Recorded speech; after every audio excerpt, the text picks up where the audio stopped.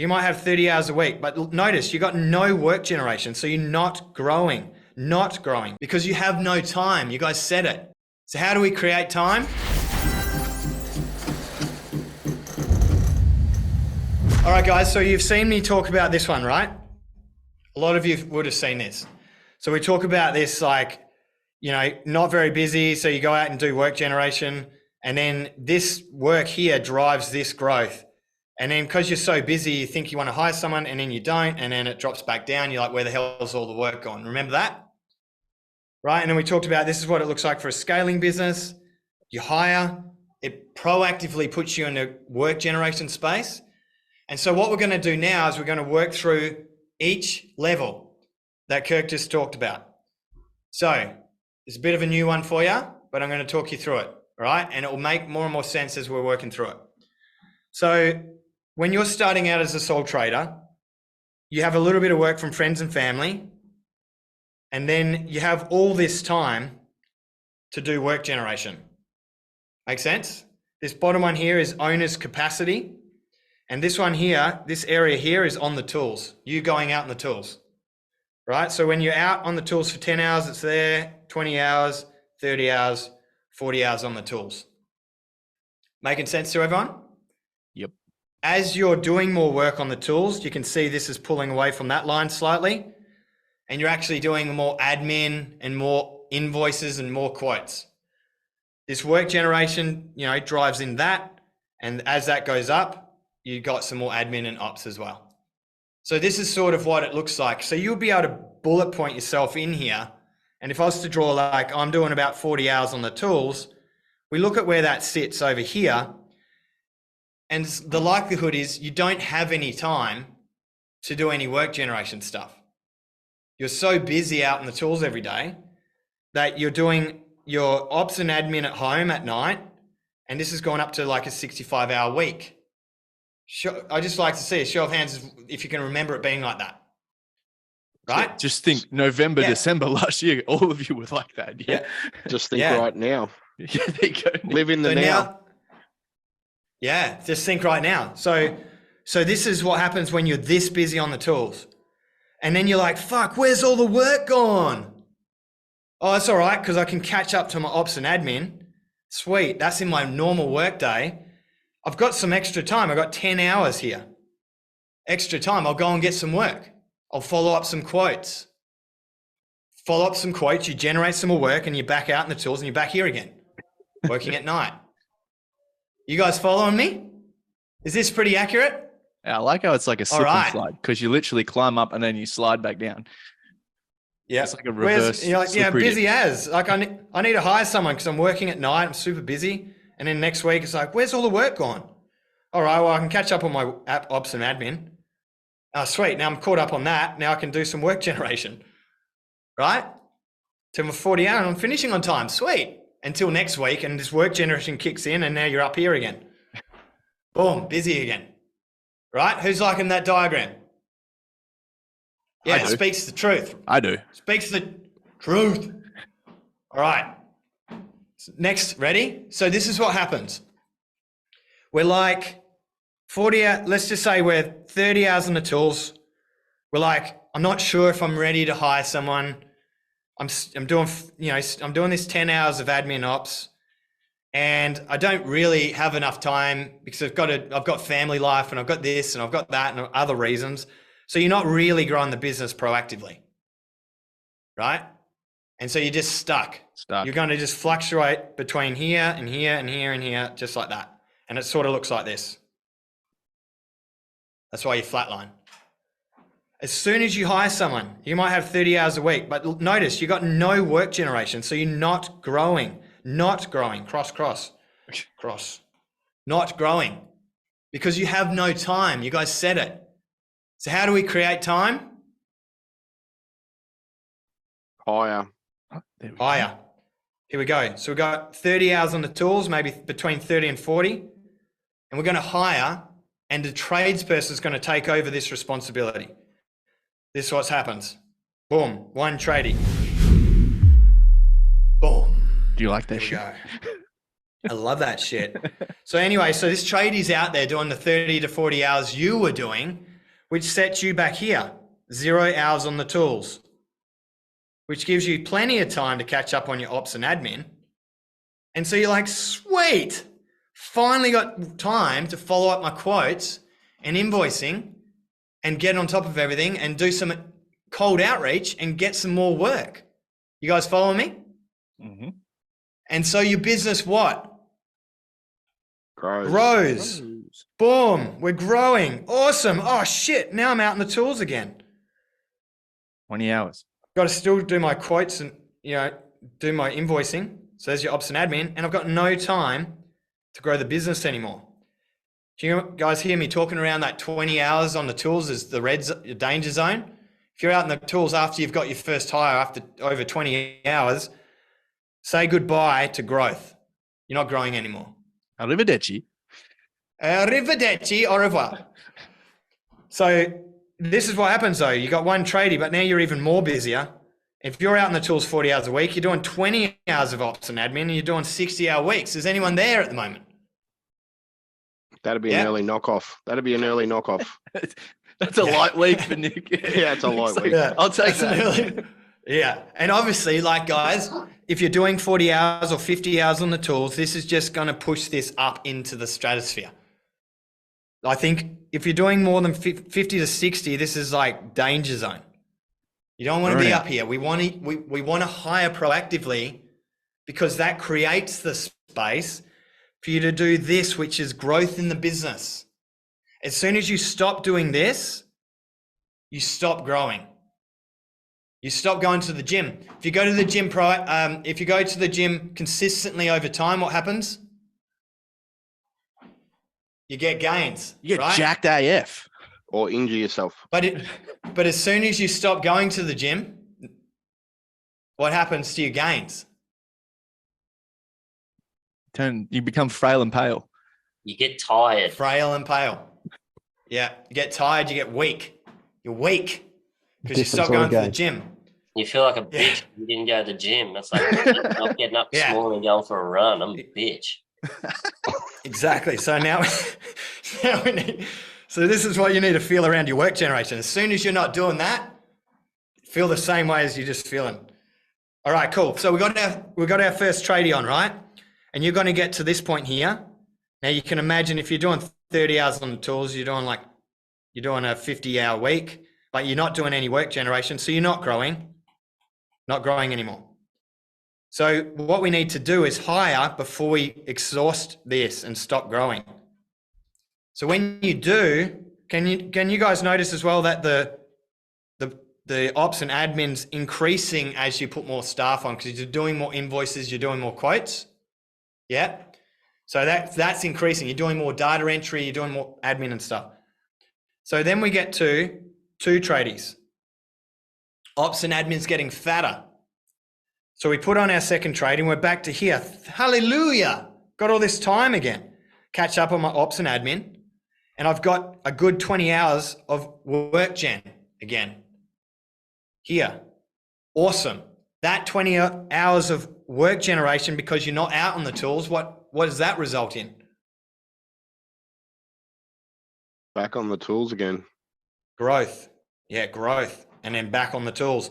So it pulls you back out in the tools 10 hours. Still got some time, but at 2 tradies, you've gone past your threshold. You're not doing work gen back here because this is increasing, right? Yeah, the ops admin wedge is getting bigger. Yeah. So this is where we hear a lot of people say, and I might get rich, you've just gone through this, but you say, it feels like Groundhog Day. All I'm doing is getting up, doing ops, admin, fixing it, going some emergency jobs throughout the week, and just, I'm just on a spinning wheel. The wheel of death. It's death. because you're pretty much stuck, not on the tools anymore, but doing a big chunk of, big chunk of ops and admin. Okay. And this is the top tier. This is where we're at bronze scaling pathway. Now we need to hire the admin because the admin will relieve. This is what happens. Ready? It relieves a lot of the admin responsibility. I know. Yeah. Yes. Exciting times, everyone. So we've got less time. It goes to 10 hours here, and you've got all this time thanks to the admin. Rich, speak to that for me. Yeah, so Linda just started with me. Good name for an admin person. She's day 3. And I already am feeling that. Like, I was very trapped. I was getting a little bit of time for work gen, but yeah, I was certainly getting towards that peak where, it might have only been 2 to 4 hours a week, really, that I was getting there doing work gen, doing not much on the tools, like occasional, as you said, emergency jobs and that sort of stuff.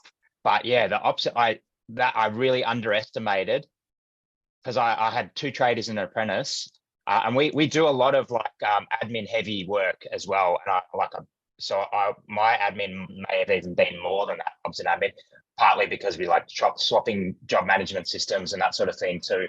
But yeah, I underestimated how much ops and admin time would be taken with only 2 tradies and 1 apprentice.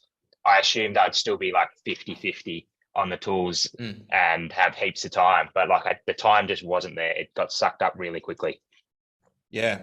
So like I said, this isn't gospel, guys. This is dependent on you. So this would just look like this, which means you only have, you've got less time to do work gen. Like you said, a couple of hours. If you're out in the tools for 5 hours a week, you've got a couple of hours for work gen.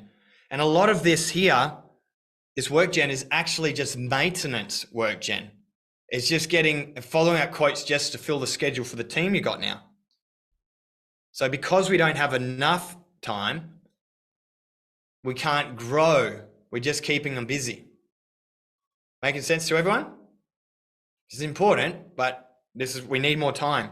So we hire the admin and boom, we've got that time again. And so Rich will find himself here now, actually be able to get out there and fill the schedule and be able to make it efficient, get back to everything really quickly. And that will result in growth again. And we're going to grow to the point where, we need to put on the next tradie. And you can just see this is just going to space out again. We've got 3 tradies and an admin. Getting good at this. Yes. And look at this ops space now is just getting bigger and bigger. So you've still got time to do work gen when you first put on the next tradie. And then we're just going to flick through it now. You can see how it's spacing out again, but it's all ops. So you're invoicing and quoting most of the time. Now this is where Ben would have been, where he was like pretty much doing ops all the time, not out in the tools. And then we put our 5th tradie on and an admin. We don't really have any time to do any work gen. And so we're able to then hire an ops manager, and this is what it looks like. Is everyone following along? Great. So then you've got all this time to work on work generation, because obviously you're going to have your maintenance, admin and ops in here, which is just helping out those people. But you're going to have a big chunk of time to grow the business or delegate this to someone else to do. All right. So I just want to speak through some of the release points. So Rich just spoke to putting on admin and releasing this responsibility. And another one that I think's most profound is going from sole trader to that first tradie as well. So who's just put on their first tradie and can speak to that in their first month of having a tradie? Cool. All right, Brad, do you want to speak to that? Yeah, it's a huge mind shift actually to all of a sudden have this time where you actually now have to go through. I had a talk with Jordan yesterday about getting into that mindset again of actually actively going out and looking for work rather than it just sort of floating along as it would come naturally given the normal cycle, and how to turn that up when it's something you've never had to do before. yeah, that's the biggest thing for me right now is actually having to actively do that whole outreach, cold call and whatever. I mean, just putting someone on for me was huge. So now this is the next step in that. Yeah, you've got the time now. And so what you have to do is start going to the gym for the first time ever. And it hurts, doesn't it? Yeah. Yeah. So it hurts to go to the gym for the first time. You start lifting weights, you're coming home sore. Like it's uncomfortable. You're not used to it, but you're putting this stress on your body that results in gains, in growth. It's the same as getting into that uncomfortable space of reaching out to new business, dropping in, starting to generate new work, following up quotes more systematically on in a pipeline and in a standard funnel format that allows you to grow effectively. So maybe just one more, Jared. What did you instantly notice when that first month of putting a tradie on? I think you find you got to be a lot more organized, and you kind of, like I found, because we're in air conditioning in Brisbane, like it kind of drops off a cliff. So I'm like, yeah, we just had enough work for two of us, like me and the apprentice, but now we've got the tradie. It's like, now I've got like nothing to do. I'm trying to find the work, and yeah, it's a big step, and you kind of gotta, you can't just text the apprentice and be like, oh, I'll just go here. I'll do your job card later. You kind of have to have it all ready to go. Yeah. Yes. So it's pretty big. I kind of found, I was like, oh, fuck, should I do it? So I put someone on when I didn't have any work, because you said do it proactively. And it kind of gives you that push where you got to go out and then start, do your business development and stuff like that. Yeah. Positive pressure. Yeah, great. Positive pressure. Yeah. It's giving you time to, even with if we look at the real gym, like the gym that you go to for your muscles, that gym there, if you're too busy on the tools, you don't find the time to do that, right? And so you don't get fit, and that's another thing. So I think once we create the time, then we can be proactive about getting the work. Now, in terms of scaling the business, you'll notice that when Kirk fleshed out the 4-month cycle, did you not notice it didn't have find work, hire? I'll hire when I have enough work. Do you think that works? Do you think that's a working strategy? Anyone? Hasn't A lot been. of shaking. Hasn't been It's a today. real hard way to do things. I don't like stepping off the cliff. Yes. And you don't want to either, because you're overwhelmed, just stressed. You're like, I don't want any more work. I'm so busy. Like your mates are like, how you going? Yeah, busy. I'm busy. Oh, that's good. It's not good. It's not good to be busy. We want to have time to go to the gym, the business gym, the business development, the work generation tasks, getting out, meeting new clients, having meetings, booking new work in, building relationships, and following up quotes.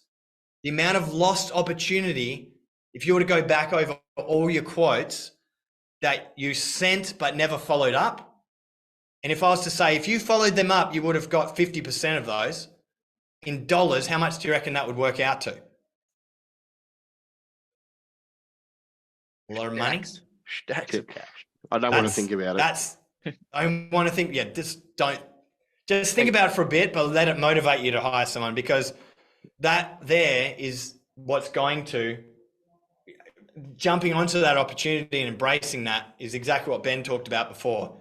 Like, he was able to always take the opportunity that was there. He didn't need to go and get new work.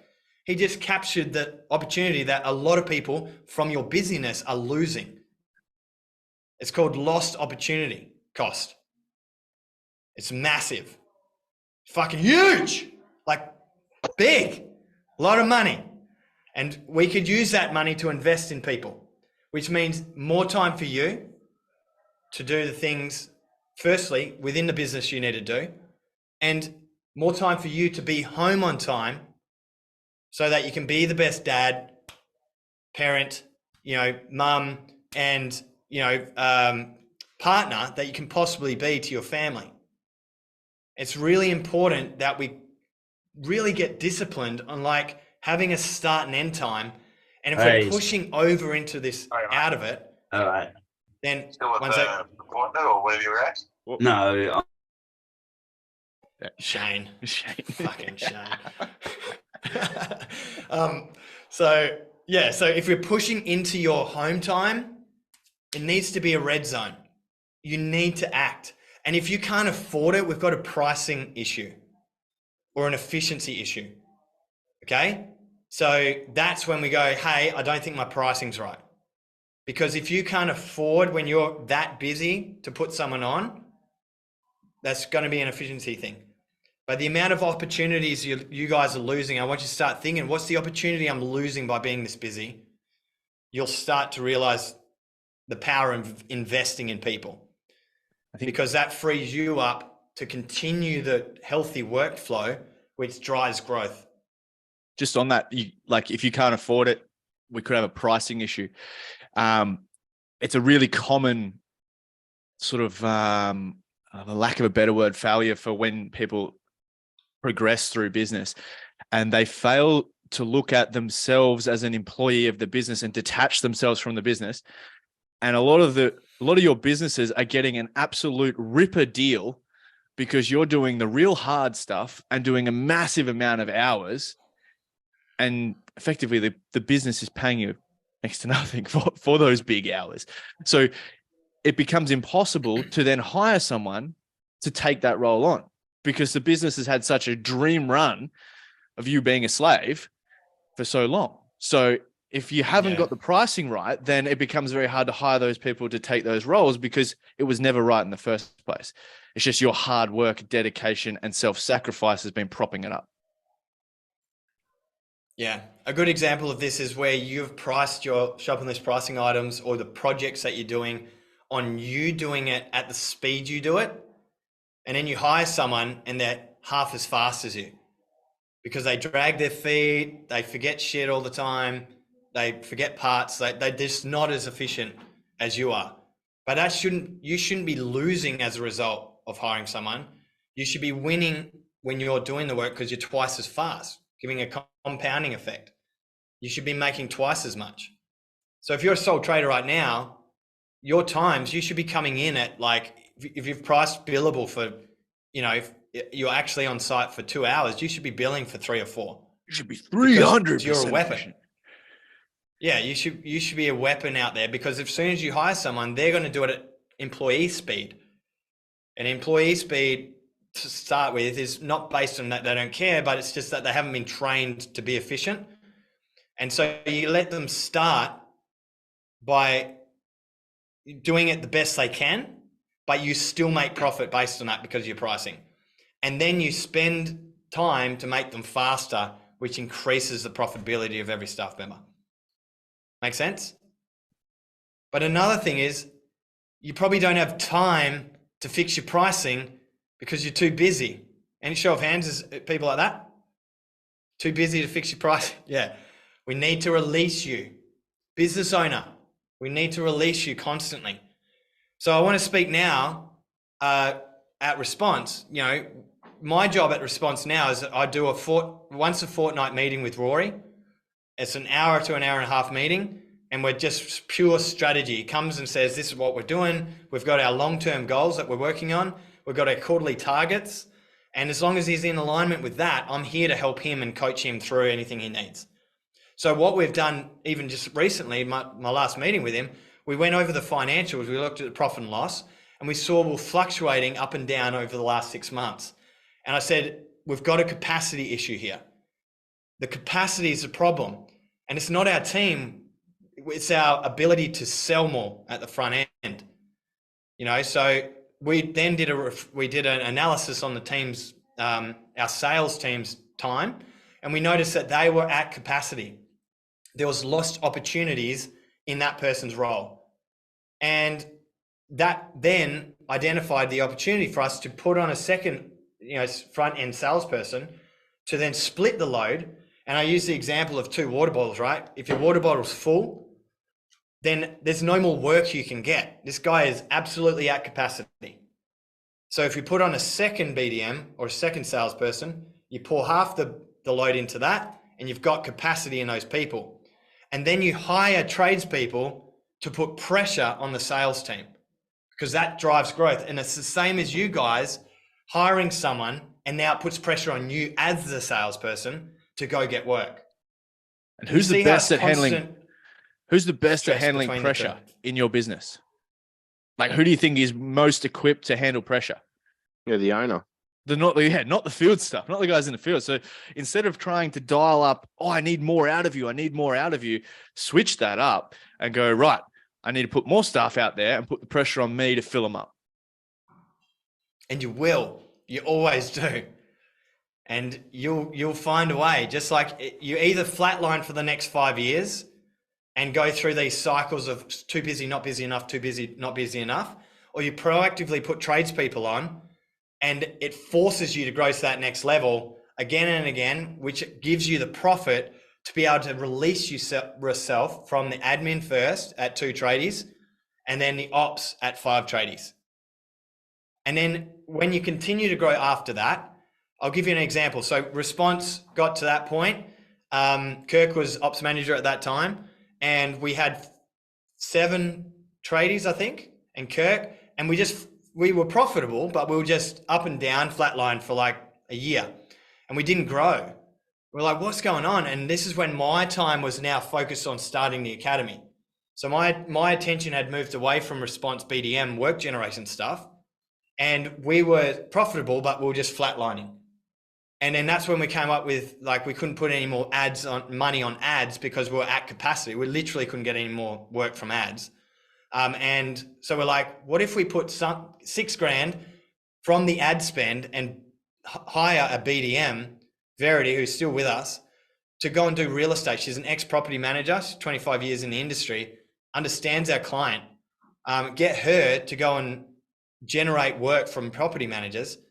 And within a year, she was making $80,000 a month revenue, which is nearly $1 million a year from her $6,000 a month wage. She gets 4% on the revenue she's generated, and she's fucking loving it. Which is more than 3 of those blocks, guys, on the scaling blocks. Yeah, 25K each. Yeah, it's 75K for the year. And in a year, Verity had generated more than 80K. So that person can facilitate that level of growth that satisfies those blocks of scale that we were talking about. Yep. And then you're going to have, this is what happens when you're a bit bigger. So we're thinking past this operational time freedom point now, because that's goal number 1 for you. I want you guys to have an ops manager and the person to be trained up so you have operational time freedom, meaning you can focus on building relationships, you can grow your business, you can divide, you can create divisions. It's exciting after that, but you don't have the operational pressure and stress of someone calling in sick and schedule changes, and that bill wasn't paid on time. That's stuff that you don't have to worry about. You're more strategic now. So then you could look at splitting it into different divisions. I might jump over to Nick. Nick, if you wouldn't mind. Nick, can you talk around like splitting into different divisions? Like, I know you have different divisions within your business. Maybe speak to the guys about something they can look forward to when they've got a bigger business. Yeah. Well, we do so much different electrical work. Can you hear me there? Correct? Yep. You got me? Yeah, gotcha. Yeah. Yep. So we do a lot of different ones. So our model was to create our subject matter experts. So we've got our industrial, our renewables, our service, and a data division. So it worked really well for quite a few years. And then we've sort of gone through a few little issues lately where we're sort of a mile wide and an inch deep. So we don't have enough people in each team, and we sort of went what we call a decentralized model. So we have like small teams within our bigger team, which works really well, but it sort of create a bit of a divide between teams, if that makes sense. So we're going through a bit of a restructure at the moment and bringing it back more consolidated so we can pool our resources. But it's definitely been awesome. And now we're just going through a different growth stage where we've got to just consolidate it a little bit more now. Yeah. No, thanks for sharing, man.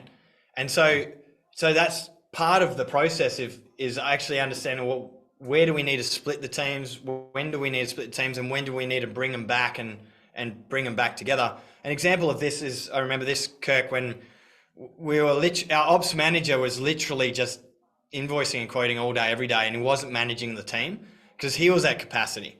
So one of our strategies was to delegate some of those responsibilities to the actual tradies on site, so they invoice and quote themselves on the smaller jobs. And so that took a big relief from the ops manager, because we're at the point where like, shit, we're going to need to get a second ops manager and break this into 2 divisions. But we decided to delegate some of the responsibilities to the tradespeople themselves. But you're always going to have these moments. My point here is you always have to look at, where can I buy back time for you first?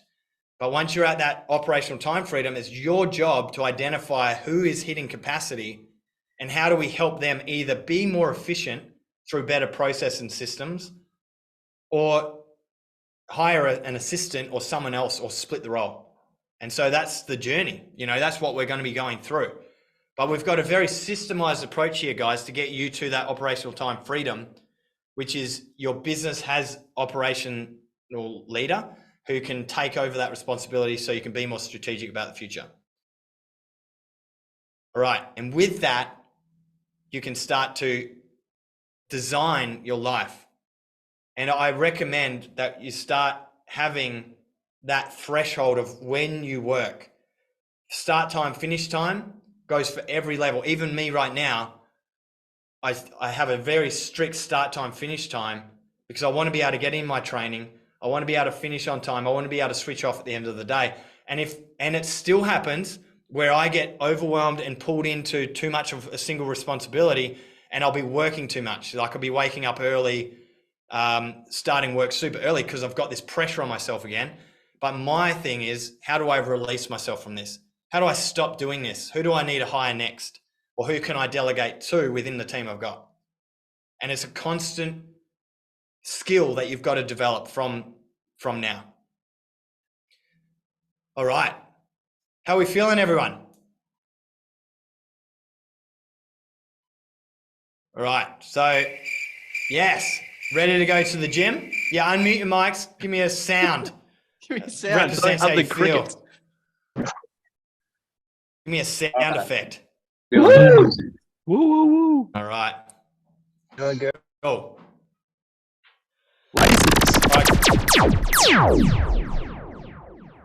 Guys, so what I'm going to be doing, I showed you those models today. I'm going to be fleshing that out all the way up. Like, it's just a model that you can customize, but I wanted to just demonstrate what was in my head in terms of all of the things that we've been working on with you guys, and how to best represent that change when you do hire someone to take over those responsibilities. It allows you to work on what needs to happen to keep the business growing. When you are overwhelmed, and there's going to be times in your business that you will be, like I said, I still go there myself. There's times where I'm overworked and I've got too much responsibility, and it's about hiring the person that I need in the team that can start to master that skill set, master those responsibilities. Because as a business owner, I know I've got way too much in my mind about everything, in every hat always. And I'm still thinking about all those things, but I'm not in there doing the work. Sometimes I'll jump in and start doing it. Just done a full Salesforce blitz. It's been fucking exciting and awesome fun. Automated a lot of process for our sales team. Built this whole system in just a matter of weeks. It's been hard work, but it's also been really rewarding. And it's something I wanted to work on. And so I want you guys to stay in your skill set and know the impact of you being on the tools. And as you scale, how your tools become too much admin, too much ops, and we need to hire for those roles to release you from that. And that's how we get you to freedom. All right, in the chat, how soon are you going to be having an ops manager and freedom off the back of what we talked about today? I want to see it. Operational time freedom. In the chat, 6 months, Rich. Yes. 18 months for Jamie. Nice. Nice one. 30 days. That's it. Ben, can't wait to go to Europe. Blake. I'm under a month now, months. baby. Yes, exciting. Can't wait, man. So we're going to do a podcast with Ben before he goes, and then when he comes back. That's going to be cool. So Dion's 24, within 2 years. Now I want you to think about what life looks like when you have that freedom. What does life look like? What are you doing? Chuck it in the chat. When you've got that operational time freedom, what does life look like for you? What do you got more of?